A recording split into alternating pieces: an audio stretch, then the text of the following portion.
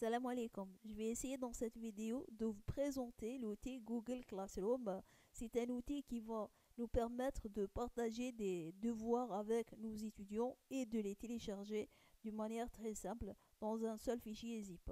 Bien sûr, il y a l'option modèle, mais comme c'est pas tous les étudiants qui ont un compte modèle, l'outil Google Classroom, ça reste un outil qu'on peut utiliser. Donc, premièrement, on doit être connecté à notre compte Gmail, comme vous constatez. Après, je vais connecter à Google, puis je vais écrire Classroom. Je clique sur le premier lien qui s'affiche, puis je clique sur accéder à Classroom. Une fois je suis dans la Classroom, je dois créer un cours.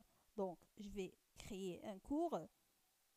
Il va m'afficher des lois que je dois accepter. Je vais accepter et je vais cliquer sur continuer. Après ici, il me demande de donner un nom à mon cours. Je vais l'appeler par exemple OPM section 4. C'est la section pour laquelle je suis en train de créer un devoir. Puis l'objet, par exemple, devoir. Et puis je vais créer. Une fois créé, je vais aller vers travaux et devoirs. Donc je clique. Ici, je vais créer un devoir. Créer devoir. Le devoir, je crée le titre. Donc par exemple, exercice, exercice max. Après, ici, je dois donner l'énoncé de l'exercice. Par exemple, montrer que la fonction suivante est paire. Ok, j'ai préparé l'énoncé dans un texte. Je vais copier. Donc le max, le voilà. Je vais le copier. Voilà.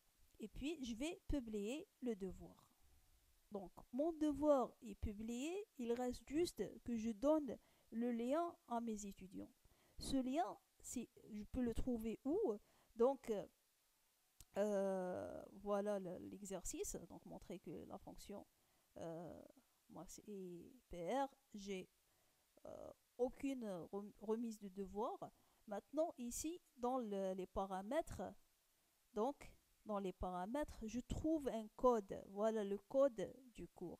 Donc, je vais le copier, copier, puis je vais le mettre dans un fichier pour le sauvegarder, et puis je vais le donner à mes étudiants à travers l'email de délégué ou à travers la séance WebEx.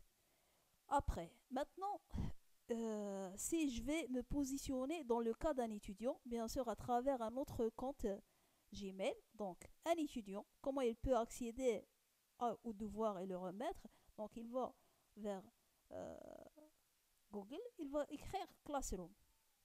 Il va cliquer sur le premier lien, après il va cliquer accéder à Classroom. Maintenant, l'étudiant, il ne va pas créer un cours, mais plutôt il va rejoindre un cours. Donc il va cliquer sur rejoindre un cours et ici il va lui demander le code du cours. Le code, je l'ai copié, le voilà. Donc je vais le coller ici. Donc il va rejoindre le cours. Voilà. Donc il lui a écrit que Amros Iman a publié un nouveau devoir, exercice max. Donc il va aller vers devoir.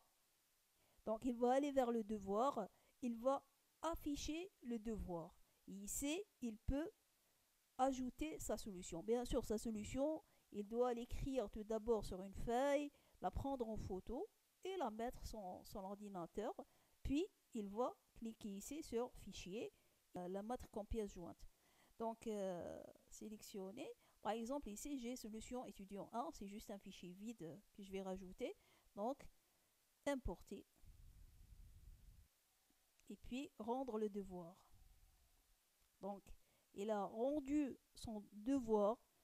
Puis, moi, comme enseignante, si je vais aller vers ma classe, je vais remarquer qu'il y a un étudiant qui m'a remis un TP, ok, un devoir. Et je peux accéder, si je vais aller vers le dossier Drive, je vais accéder à cette solution. Donc voilà, je clique sur exercice max et voilà la solution de l'étudiant 1. je vais connecter dans un autre compte avec un autre compte Gmail pour vous montrer que plusieurs étudiants peuvent rendre euh, leur devoir. Donc la même chose, l'étudiant va aller vers rejoindre le cours et il doit coller le code. Puis il va aller vers travaux et devoirs. Ici, il va afficher le devoir. Et ici, il peut ajouter sa solution.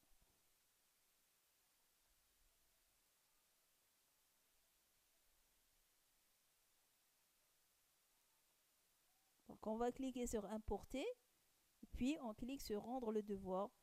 Donc comme ça, l'étudiant 2 a rendu aussi son devoir. Voilà, donc, mais l'étudiant 2 va pas voir ce que l'étudiant 1 a rendu, parce que pour lui, c'est juste lui qui a rendu son devoir. Et la même chose pour l'étudiant 1, s'il va rentrer ici dans le drive, il va trouver seulement sa solution. Voilà, mais en tant qu'enseignant, je trouve, donc le compte Eman Amos va trouver les deux solutions dans le drive. Ok, et bien sûr, je peux les télécharger juste en cliquant sur le nom du drive et puis télécharger. Et je peux télécharger les deux fichiers en même temps. Bon, j'espère que cette vidéo va être utile pour les étudiants et les enseignants. Et merci. Et sahaf torkom ou sahas